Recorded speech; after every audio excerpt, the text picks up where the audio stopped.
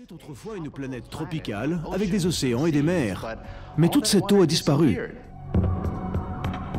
Comment l'eau sur Mars a-t-elle pu ainsi s'évanouir? Et pourquoi? Les astronomes unissent leurs efforts pour résoudre cette énigme. Certains indices géologiques, collectés par les missions spatiales, laissent penser qu'il y a 3,5 milliards d'années, la surface de Mars aurait changé de façon radicale. La planète, autrefois tempérée, serait alors devenue un endroit glacial, sec, d'où l'eau avait disparu. Mais cela ne nous indique pas où cette eau était localisée, ni pourquoi elle s'est évaporée. Mars n'a plus d'eau depuis très longtemps. Je veux dire depuis des milliards d'années. Et les indices qui nous permettraient de savoir où elle est passée ont disparu depuis longtemps.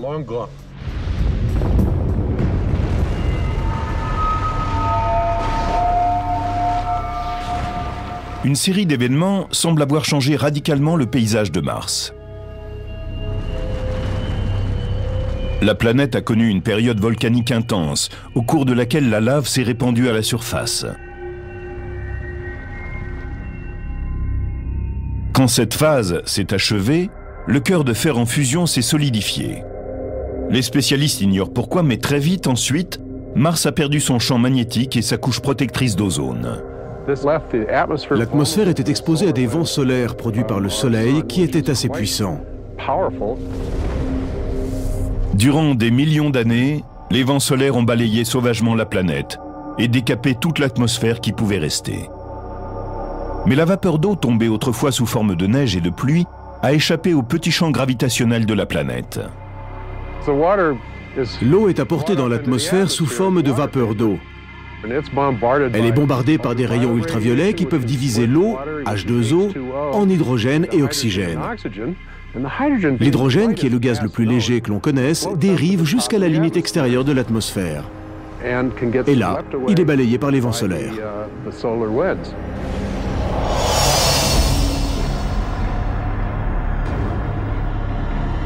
Une autre théorie pour expliquer la disparition de l'eau martienne évoque une menace venue de l'extérieur de la planète.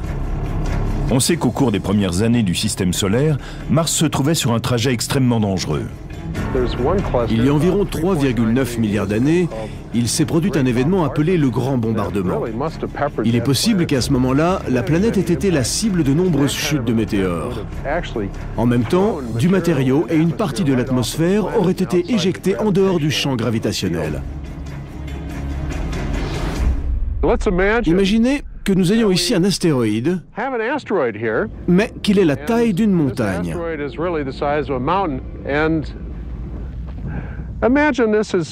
Maintenant, voici qu'il file dans l'espace à très grande vitesse. Nous parlons ici de dizaines de milliers de kilomètres par heure. Admettons donc qu'il fonce comme une flèche et...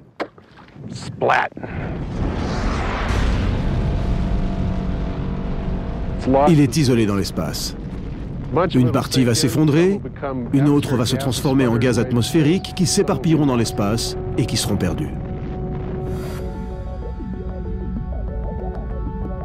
Une autre réponse à cette énigme martienne est peut-être cachée dans les profondeurs de la planète rouge. Une partie de son eau s'est combinée avec du dioxyde de carbone pour former les calottes polaires glacées, épaisses de 3 km, ainsi qu'un permafrost qui couvre une grande partie de la surface de Mars.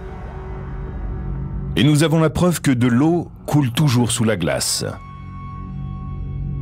La plus grande partie de l'eau martienne s'est enfoncée sous la surface. Une certaine quantité a sans doute migré à des profondeurs où la température est assez élevée pour qu'elle puisse demeurer à l'état liquide.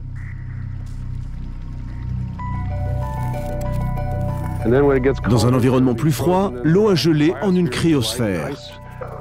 Et la surface s'est desséchée, car après avoir traversé le sol, l'eau s'est évaporée dans l'atmosphère.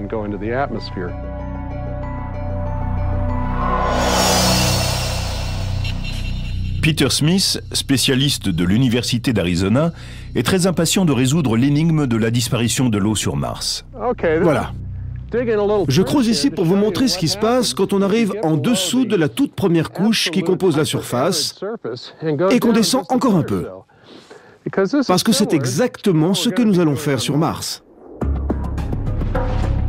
Peter Smith est le principal chercheur de la NASA pour la mission Phoenix sur Mars.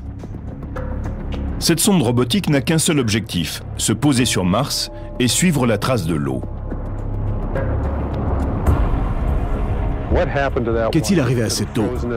Elle a pu geler et se transformer en de la glace souterraine ou en eau liquide au sein d'aquifères. C'est ce que nous allons chercher en utilisant des ondes radio, des radars, afin de pénétrer la surface et de localiser ces réservoirs d'eau. Smith pense que cette étendue dans les environs de Wilcox, dans l'Arizona, ressemble à ce que les spécialistes trouveront en grattant la surface martienne. La surface est salée et desséchée, mais à 12 cm de profondeur, on trouve une argile très humide qui est comme un réservoir d'eau. C'est un véritable écosystème qui entretient la vie dans ces argiles et ces sols humides. Quand il pleut, l'eau reste en surface, et l'on peut observer de petites flaques où sont emprisonnées des crevettes que l'on retrouve aussi dans le sol. Nous pensons que dans certaines régions de Mars, on trouve la même chose sous la surface, en particulier dans la zone de permafrost. Pourrions-nous découvrir un écosystème semblable, aux alentours de la glace qui a fondu avec les changements de climat? Et pourrait-il abriter certaines formes de vie martienne?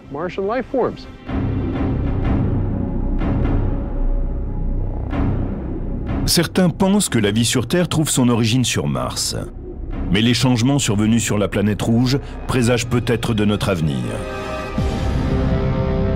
Si cette hypothèse est vraie, en trouvant de l'eau sur la planète rouge, nous découvrirons peut-être nos origines cosmiques et notre avenir.